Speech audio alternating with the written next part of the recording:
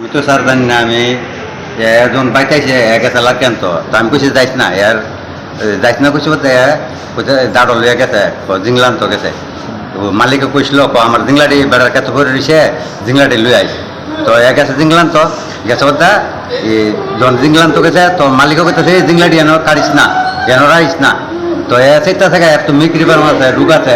আমি ডাক্তার দিয়ে চিকিৎসা করতেছি অনেক বছর ধরে। এরপরে সেটা বেড়া বুধবারে সারি মারছে তো কইতাছে বাইতেছে আর কইতাছে বেড়ার ফালাই দিয়ে পড়ছি ডাক্কা দেয়া। তো আমি আরেকজনটা লইছি লোকে আমি কই চলেছে বলে কারা ফালাই দিয়ে পড়ছে। এবার আমি বেটার লইয়া গেছি গেছি এই বেটার মারছে। এবার আমি বেটার লইয়া এই আরো দুজন নাচলাম লোক এর লইয়া এবার আমি গাড়িতে লইছি। আপনার ছেলে মানে কি দিয়ে আঘাত করছে ওনারে? ওই কইতাছে ডাক্কা দেওয়া লাগছি। তো ওনার মাথার মধ্যে যে জানো তো জিংলাম মিলিয়া থাকতে মাইটা সব আছে। আমি তো আর দেখছি না, আমি গেছিও না। পরে তাকে বেটারে মারছে তো আমি বেটার লই আইছি। মাথার আঘাতগুলি দেখে কি মনে হয়েছে? বাসের বাড়ি না দায়ের কো ওই কই তারবো আমি তো দেখছি না। ছেলেদের জিজ্ঞাসা করছেন না যখন কইছে দেখা দেওয়া লাগছে তখন আমি গেছি। তুমি কি বেরম আছে শরীর টুল ফুললে থাকা কিডনিকের প্রবলেম।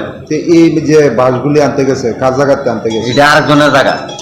উনি বাধা দিছে কি কারণে? ওই ক্ষেতের ভিতরে কাটা দিকা ওনার ক্ষেতের মধ্যে না কাটার লিগিয়া করছিল। মানে তানের ক্ষেত্রে ফেলে রাখছে কি তো মালিক কইছে আমার জিংলাটি লয়ে পড়িস বেড়া বক্তাছে। আপনার ছেলে কই? বাড়ি। নাম কি ছেলে? দীপঙ্কর সরকার। বয়স কত? বয়স 17-18। কি করে ছেলে? কিছু করে না, মির্কি করে মাছ কাটকা ফিরে জায়গার বুকুড়ে। আর ওনার নাম কি? তার নাম আমি কইতাম না। অবস্থা কিরকম দেখছেন? এমনি তো দেখছি আমি ভালো ভালোই। বেদনা করে, শরীর বেদনা করে।